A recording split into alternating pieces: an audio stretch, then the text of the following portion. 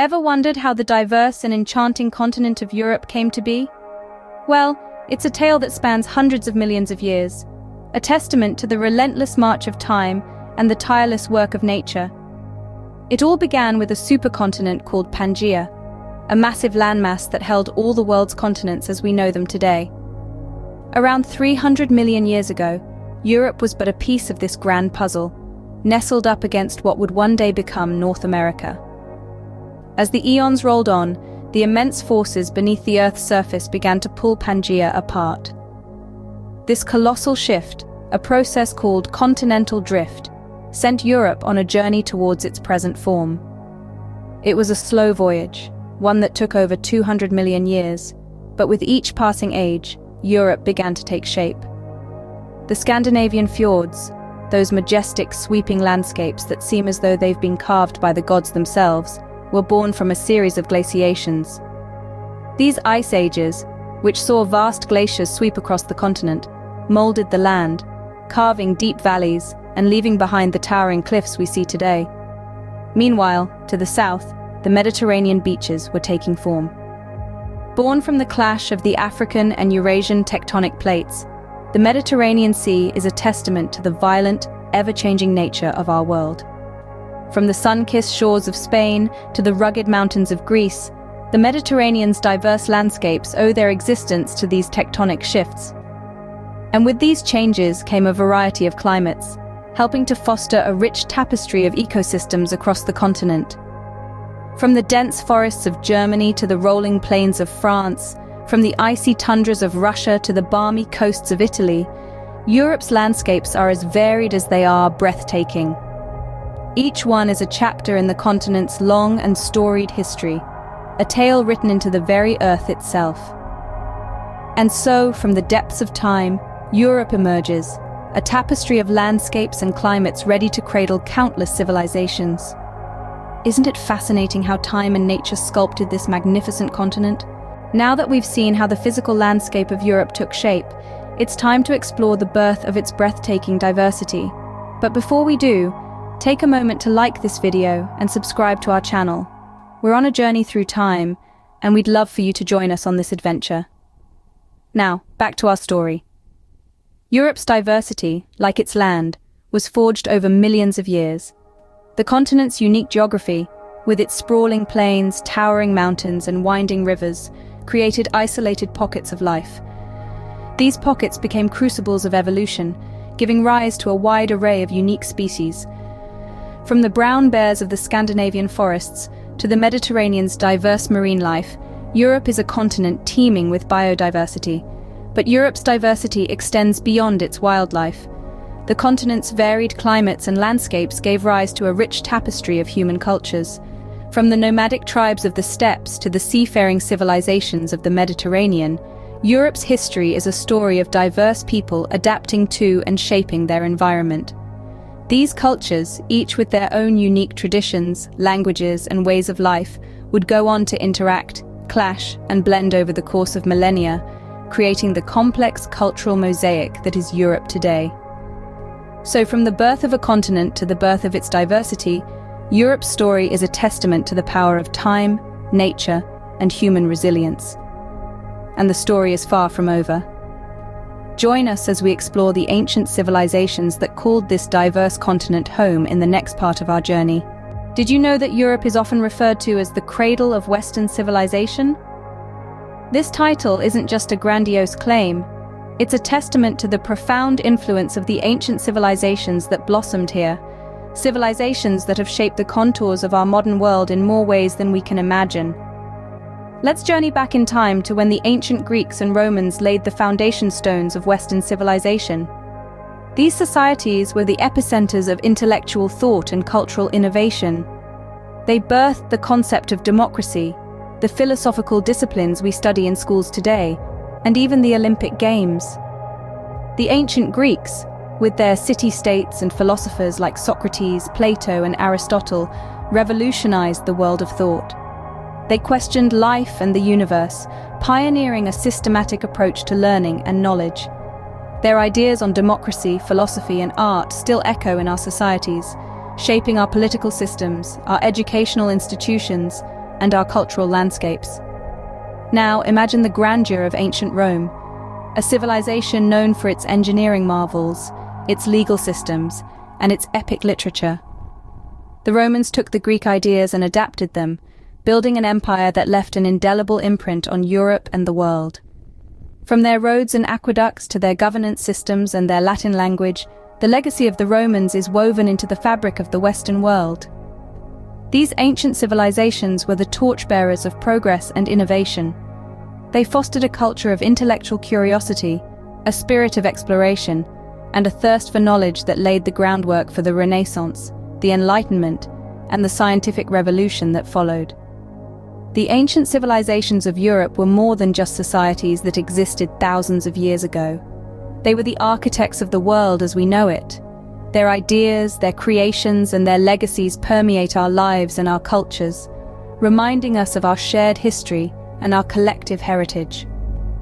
The ancient civilizations of Europe left an indelible mark on the world, shaping the course of history and the future of humanity.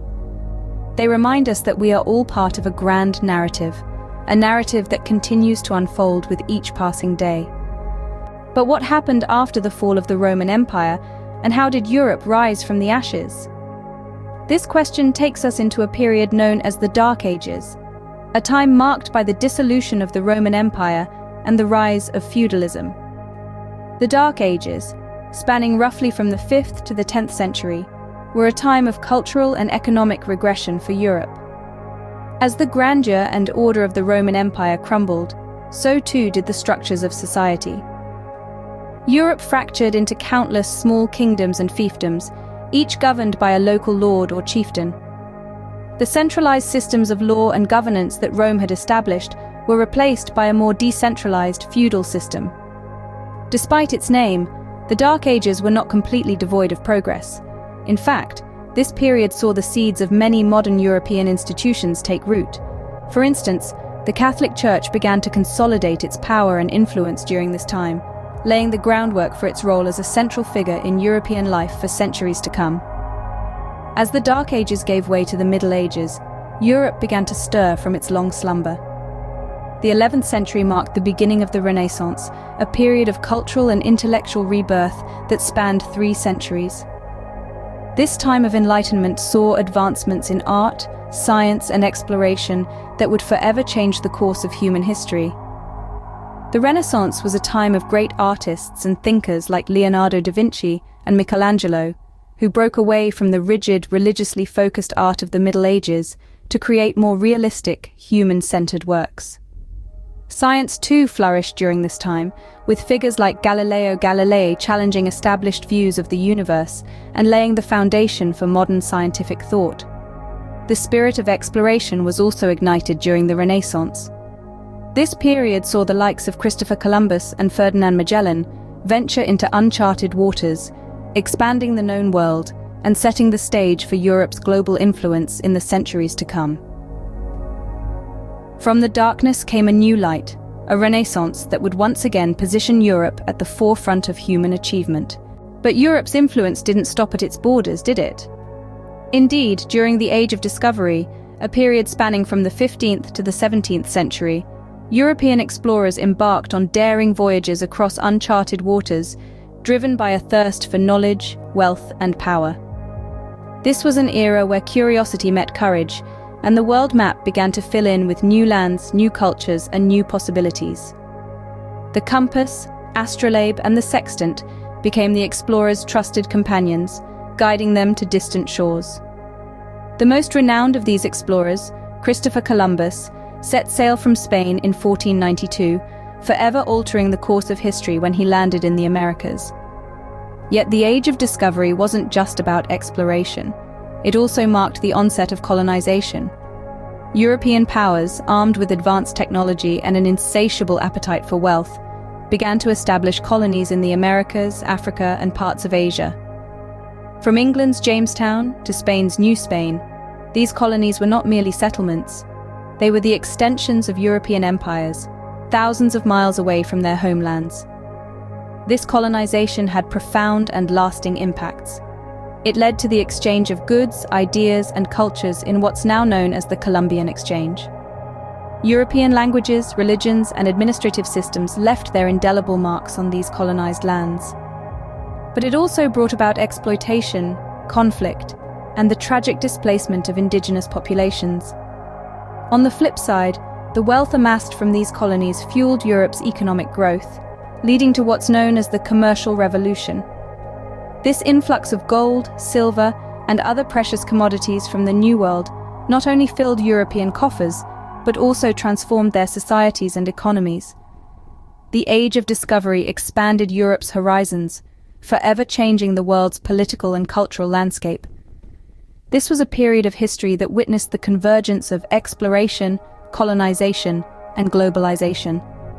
It's a testament to how human curiosity, ambition, and the thirst for discovery can shape the course of history, for better or worse. So where does that leave us today, in the Europe of the 21st century?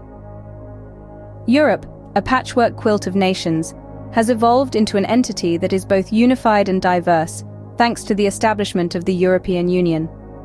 The European Union, a unique political and economic union of 27 member countries, is a testament to the continent's commitment to peace, prosperity, and cooperation.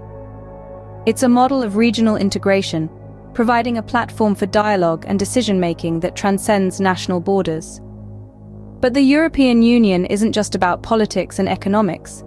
It's also about the people who call this continent home.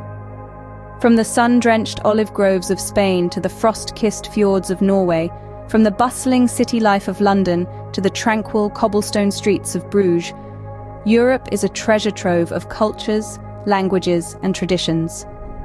Each country, each region, each city has its own unique story, its own distinct flavor, contributing to the rich tapestry that is modern Europe. And Europe's past continues to influence its present and future. The echoes of ancient Rome can be heard in the halls of the European Parliament. The ideals of the Renaissance live on in its commitment to human rights and equality.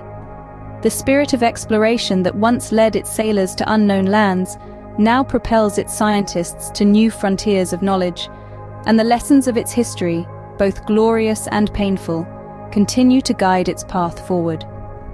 The Europe of today is a testament to its resilience, its adaptability, and its enduring commitment to unity and diversity.